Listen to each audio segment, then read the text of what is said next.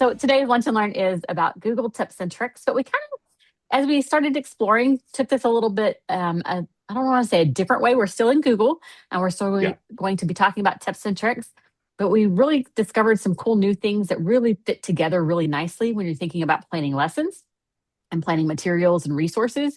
So that's kind of the direction we took things. And then at the end, we'll talk about some of our kind of things that we think are pretty cool about Google. So Yeah. the very first thing that we're going to talk about. Actually, I'm going to let Brady. Why don't you Yeah. talk about the community pieces? Do you want to share your screen, and Yeah, for sure. I'll drop the link in for anybody that needs it. All right. One of the things about Google is, we were just discussing, there's so much to it. And sometimes we take for granted what we know and what somebody else may or may not know. So hmm sometimes it's nice to surround yourself with resources and other people that do all the googly things. And so hmm we've got a couple links on this page, and Brady's sharing his screen now that Yeah. help you kind of find those people. Yeah. There we So go. yeah, and like I was trying to kind of figure out what is your community. And so when you're trying to look at tips and tricks and what are you trying to learn, like obviously you have us. We are your community. But there's only two of us and you might not have a lot of people. And so how can we reach outside of maybe just region 9 to get support? And this first one is a new community. Google's always had these collaborative groups, but this is a new one they built out that's just specifically just for educators. So the link's right here. I think Chrissy said she shared it as well to this page. But once I go in there, it's going to ask you to register, and that's great. But it's a really cool place where you can kind of go in there and get with a group of like-minded individuals. You see, we already have something popped up at the bottom right there, someone making a comment. But you can just go through here and browse. It kind of works like any other message forum or board that you've used in the past, where you can go and search that. But you can just jump into that educator collaborative space. You can pose a question, start a conversation, and that's just a really good resource for you. If like, hey, I have a question. It's 9:30 at night. I don't want to send somebody an email. I don't want to try and call somebody, but I'm working on a Google Doc, and I want to be able to remember how to do this one thing that kind of eludes me. And so this would be a great place where you can go and search that or post that question and get that support. So I really encourage y'all to kind of find that group and start to use it and utilize it for your education purposes. And hmm the other one I wanted to show you might not be for anyone who's here right now with us, but if you're watching later and you're an instructional coach, this is a brand new one that just got created, the instructional coaches group. And now I joined it. I don't know if you call me an instructional coach, instructional technology coach, but when I think instructional coach, I usually think they're talking about a specific focus on math or science or something like that. And this is just a group that's organized for that same thing. It's going to focus on all your Google tips and tricks, but they're really focusing it towards the educational aspect. If you're a math coach or a science coach, they've talked about a technology coach as well, so that definitely does apply to us as well. But this is a group that you would have to ask to join. You'll fill out the form to request to join it. I did yesterday, and I'm in, and so it's just a really good place. Like the other one where you can find resources, talk to people. They will do like monthly Zooms as well, just like we're doing right now. So if you want to just throw more in your cup and kind of get more resources, another great place to do that for sure. So I just want to like highlight those two groups for you. If you're not a member, it doesn't hurt, doesn't cost you anything. All it might cost is a little bit more in your email every day. But you all know where the spam button is. If it gets too much, that's okay. But I don't think you'll need to do that. I think you'll enjoy the resources you get from them. Maybe just categorize them a little bit in your inbox. So yeah, Cool. I like those. yeah. Yep.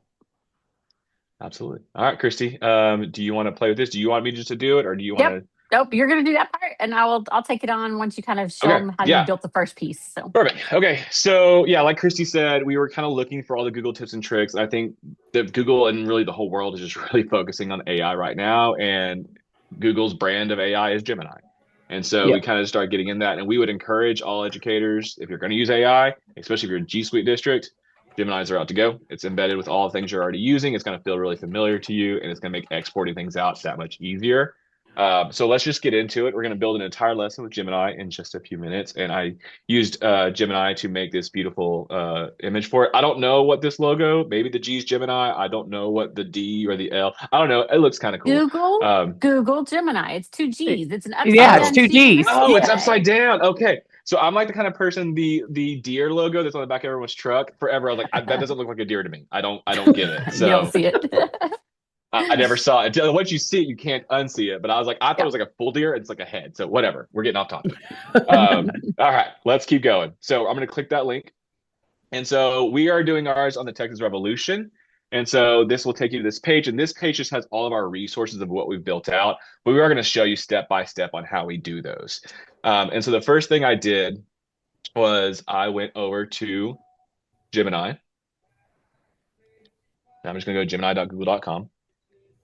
And then just to save us time, all right. So I wanted to do, so one thing you can do in Gemini now is it can build you a slide deck. So it's going to go right into your Google Slides. It's going to throw it in there, and it's really easy to do. And so I've made a lot of versions of these, so I can't promise the one that I'm showing you is the one that we ended up using, but you'll get the idea.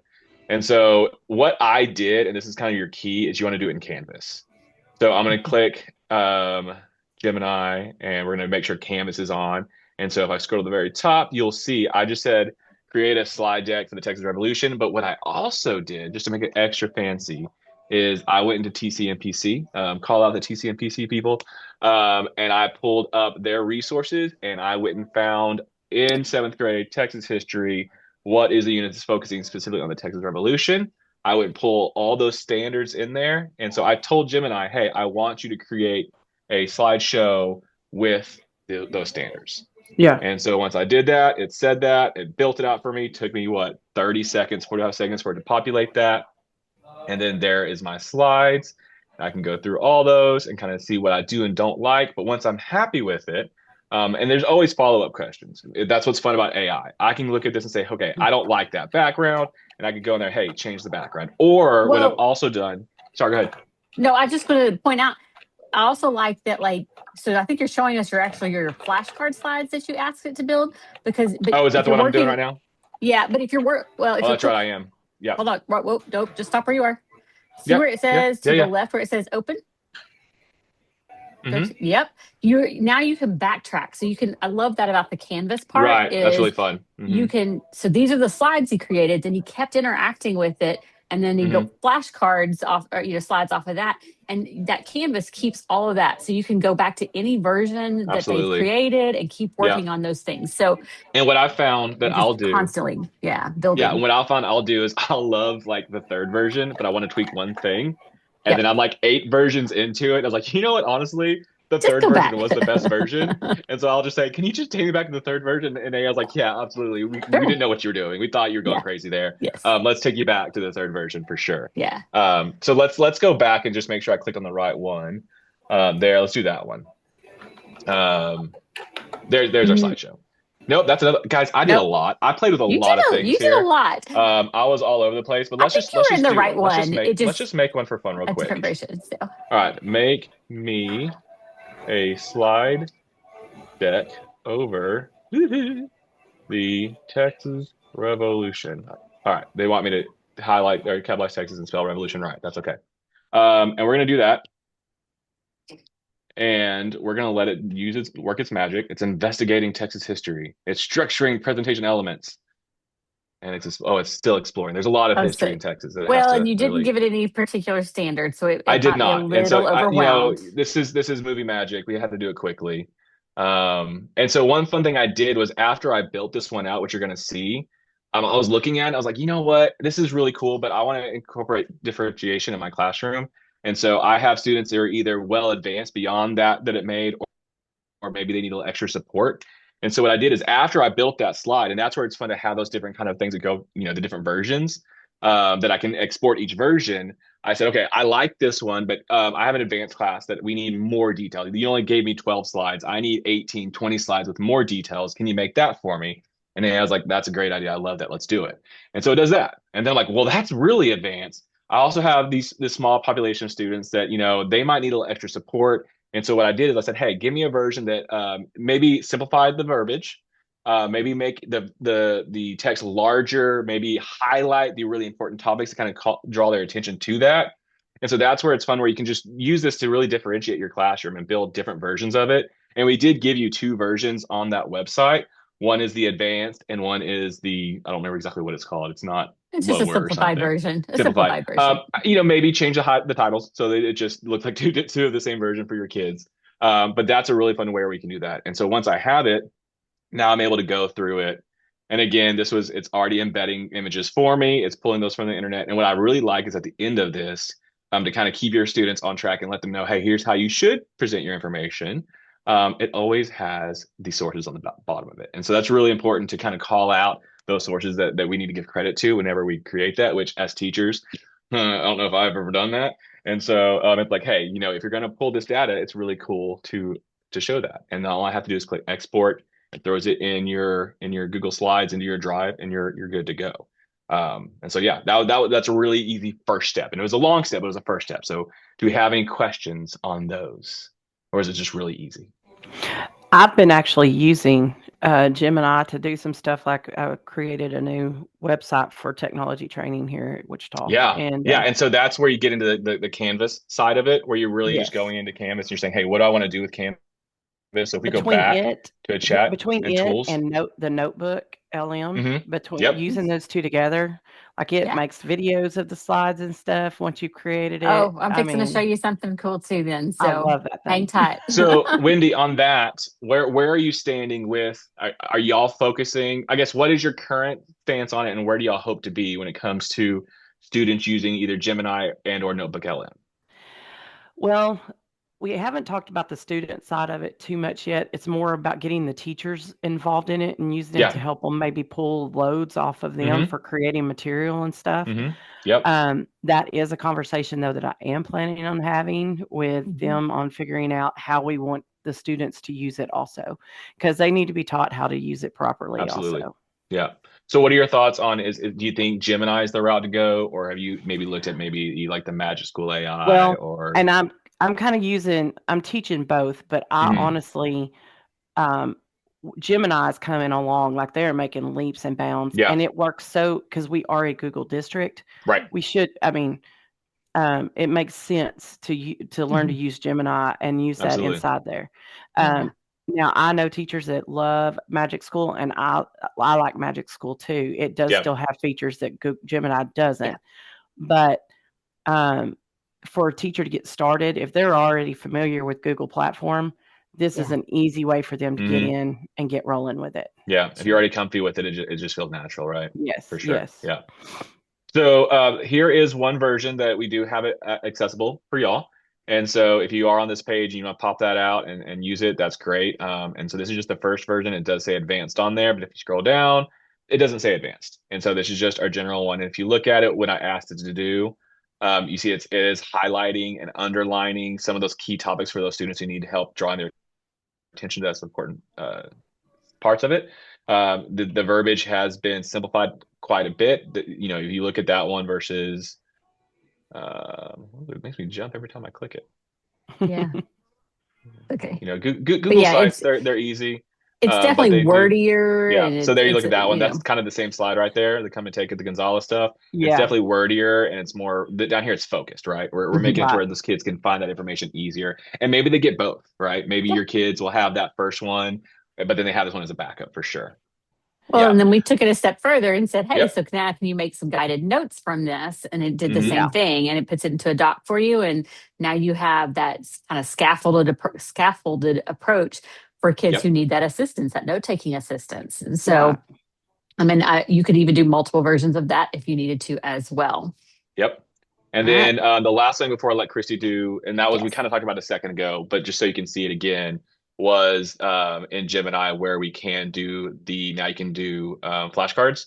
And so I do it the same way. I just go in there and say, make me flashcards for the Texas Revolution. It really wants me to highlight that Texas, but it's going to do the same thing. On these two, I wouldn't use the Canvas tool because it's gonna make it be used within it's gonna make. Well, no, I guess I probably would. I would use the Canvas tool because then that's gonna allow you to push it out to. It's gonna give you that code, and that's how we did this. The Canvas tool gives me that code, that embed code, basically, that URL that I can then put in a Google site, which makes it really easy to share those resources. If you don't, those two things are going to live within Gemini. And that's where we talked about whether you're going to use it with your students or not. If your students don't have access to Gemini, then doing it this simple way doesn't really do them any help. Like, it's great if they have access and they want to, like, hey, I'm a senior in high school and we're doing biology and I need to quiz myself and I want to do more than what my teacher asked me to do, and they have access to Gemini, then that's great. They could upload their resources, vocabulary. their lessons and stuff from class, and say, hey, make me some flashcards, make me a quiz. And that's a really great way. And that's maybe the goal of kind of where we're wanting to get Gemini to, is where the kids can use it and think about it in that way. But since they don't, we do want to use that Canvas tool, because that's what it does give us, that export tool where I can take that code, throw it into Google Sites. And so that's just a really easy way to do that. But yeah, it can do both these. It can do it this way where it creates those and it works really well. Or you can do the ones like you'll see on this page right here, where we do have it and it's able to be embedded into a site. And so that's a really fun way to do that. But I want to let Christy really talk about the Google Vids and all the cool things they can do there. So let her. I was going to tell you, Notebook LM has put in flashcards now that it'll create too, also on their platform. So yeah. And I feel like that there's definitely there's some crossover now that like it was either originally Notebook LM, like how Notebook LM could do like the audio overviews. Yes. But now Gemini does it too. And so I think they're like slowly just going to merge those together. Yes. Yeah. I mean, if that's not Google, I don't know what is. Yes. They build out all these products. We're going to incorporate it into this other product now, right? And that's kind of their favorite thing to do. Yeah. All right. I'm going to take it away with the next little piece. So just to keep kind of extending this, we started playing with Google Vids. And I have to say, at first I was like, I don't need another video editing tool. I don't need another video thing. But Google Vids has really come a long, long ways pretty quickly. So we took, I'll show you what kind of the end product, and then I'll show you how we got there. But we took that same slide set that Brady created in Gemini, and this is what it created. Hopefully you'll hear the sound. Welcome to an advanced study of the Texas Revolution, exploring its causes, conflicts, and consequences. We begin by analyzing the escalating chain of events that sowed the seeds of conflict and ultimately led to war. Early tensions included the Fredonian Rebellion. Okay, so, but it's like a 3.5 minute video. So I could see this totally being used in a situation where students are out or absent. I could see it being used in stations, where you're giving them the instruction and doing something with it, applying it, comparing, contrasting, writing, all those kinds of things that you want them to apply.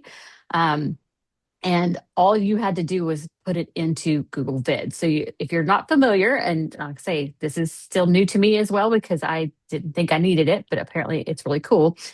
You can get to Google Vids a couple different ways. Of course, you can use your waffle. It's over here in the waffle. You can use in Drive. You can do new and open a Google Vids. You can open vids.google.com, or you could actually just do vids.new, just like you can do docs.new or slides.new, and it's going to open up Google Vids. So what we did was we used this convert slides option. And you'll see it says, turn your presentations into videos with AI generated voiceovers. So that's what we use. But notice that there's other options as well. You can record yourself and your screen, or both. So you could have like a little picture-in-picture situation going on. You can add other pieces of media from your Drive. It has templates. It's got storyboards. You can just start from scratch and see what happens. But if you do this convert slides, it's going to ask you to pick which presentation you want it to do. And so I've got both of those done. So we've already done the advanced one. I'll click on this simple one, hit select, and it's going to ask you which slides you want it to include voiceover for. So like if you don't want the last slide with the sources in it, you can do that. But I'll just leave everything in there so it all includes. It's going to do the voiceover. It's going to have a script. It'll even have background music, and you say import. Now, it does take a little bit of time because it's having to generate what the content is, what the audio is, and all of those things. So let me go ahead and open up. Let's see if it'll let me open up one of my other ones so I can show you the pieces of it. So let me go to this one. Hopefully this is the right one. We'll find out. I have lots of, oh, nope, that's his actual video, and I can't edit that one. Okay, you're gonna get to see random things that I made because I was seeing what would happen. So that's okay. This is about the R9 EdTech. So when you open it up, you'll see that it's got a music track, it's got audio track. You can come over here to any slide that you think, oh, I don't like the way they worded that. I can click on this voiceover, and I can change the words, I can type, I can edit, revise, and then I can just say update voiceover and it will fix it. So you have full control. You still can edit the screen as well. I can still replace pictures. I can still change colors. So you're still in full editing mode. So you have the ability to change anything. Maybe you don't like the way something came out, and when you think about it being said out loud, so you want to change things up, you can do all that. You can change just about everything on it. You can generate new images. You can even stop and record your own voice to throw in there. Yeah. So it's completely editable. I was going to say, oh, it's already done. So, well, and I would say anytime, on that, when you talked about the audio changing, and I want to go back and play with this because this is a Texas Revolution slideshow, and there are some ethnic terms, or even like they're like Stephen F. Austin or different, like they're like Stefan, and so there's some things where okay, you didn't say that exactly right, so maybe I'll go and type in the like how you would say the phonetics of it. So that would be fun to try and be like, hey, what do I have to give this AI bot to know how to say things right? But for the most part, they did a pretty good job. Yes, I mean, I think so. So this is the example that we just did, that took that long. This video will explore the Texas Revolution, detailing how Texas transitioned from being a part of Mexico to becoming an independent country. To understand the revolution... Well, and then when I did it, you're able to adjust the audio. It's a full-blown editor. You're able to go in there and adjust the volume of the audio when it fades in, fades out. And so it does a really great job of giving you the stock, just like all AI tools. It's giving me the 80, and then I got to come in with my magic and do the 20. Yeah. Yep. You have full, sound control, audio, narrative, everything. And again, like I said, you could still add pictures. So we could go in and add images and change things up as needed. And you can always redo that voice over there. So pretty cool. Now, you'll notice when I very first started, and some of you probably caught it, when I first started showing you that video, I had a couple of different closed captionings pop up. Of course, we know that in Google Drive, you have some closed captioning options as well. But what if you're trying to show videos, or you're wanting your kids to watch videos that don't have that closed captioning built in or aren't already in your Drive? So I want to show you, this is kind of stepping out just a hair, this is where this lovely path led us to this week. If you are this is a new update in Chrome. If you're in Chrome and you want to show a video, I just went to Britannica Kids. I'm just on one about some sea animals, and I hit play. Now, this Britannica is nice because they have the English version down here at the bottom, but I just want to show you what this does. Maybe we'll get to some words eventually. Up here in the top right-hand corner, when you start playing a video, you'll see a new little... I hope you guys can see that. Brady, can you see that? Yes, you can. Okay. This is a little button next to, your little login, control your music, videos, and more. When I click on it, I get options. Now, this is everything, all the images I have up, or the media I have up right now. Yeah. But if you have this live caption on, it will give you captions of that video. If you explore tide pools along the Rockies... It has it... actually on the taskbar, so it has but on the newer Chromebooks though, right? If the newer updates, the last newer updates. Update OS, I know we have a few districts that can't update quite close enough to get to that, but the captions will pop up in just a caption bar here, and I think I have since hidden mine, so I think it may not show up. Yeah, you close it off. You'll have to go back. I'll have to. Let's see. Where's my? Yeah, if you click that box next to it, maybe this one. Is that Oh, that's playing picture in picture now. This is real-time learning things, guys. Certain to find. No, it doesn't like that. Oh, it put it down here at the bottom. Why is it doing that? Because that's the one you selected. I selected picture in picture. I want it back where it belongs. Let's turn it off and turn it back on. See what happens. Anyway. Is the starfish. There they are. Sea star. There's my little captions. The sea stars are members of a group of ocean-dwelling creatures. The cool part is, though, so this is just closed captioning to English. I can change it to the languages. So maybe you have a student that just needs that support and they are speaking Spanish. Then you can slide down here to Spanish, and you can pick it, and the translation or the caption will be in Spanish. And it's real time. It's live. Called echinoderms, which also includes sand dollars and sea urchins. Echinoderms live on the sea floor. And so it switched into Spanish. This is pretty cool because, like I said, this works on any place that you're playing video. So you're not limited to just like the YouTube captions or the Google Drive captions. Right. If, like I say, I'm on Britannica Kids. We also discovered that if you are in something like a Google Meet, it will also translate live what the other person is saying. So if you're trying to talk to parents at home, it might be an option to have that translation take place. Now, it is visual. They're having to read, not listen. So I know, that can create a little bit of a delay, but it's an option if you need it. So I thought that was pretty cool that it could do that. And it is very much live time. In fact, it'll kind of adjust as it goes, as the words, kind of the formatting or the grammar behind Spanish. We know sometimes it's flip-flopped.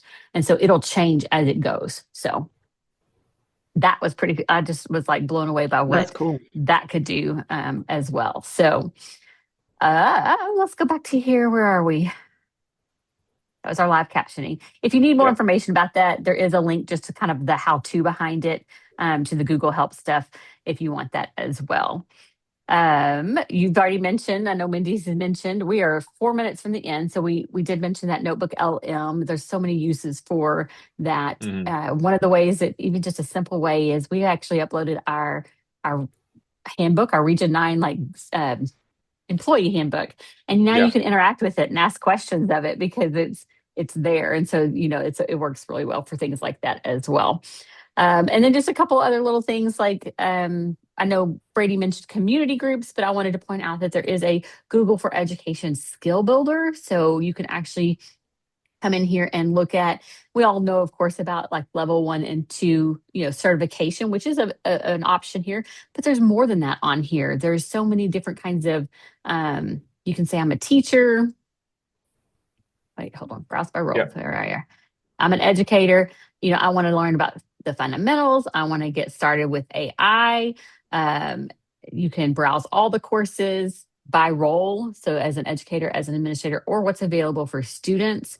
You can look at, they've got the basic, intermediate, but then you can start learning about other things as well, like your files in Google Drive. And notice that these are super short little things, 6-10 minutes, like it's pretty short.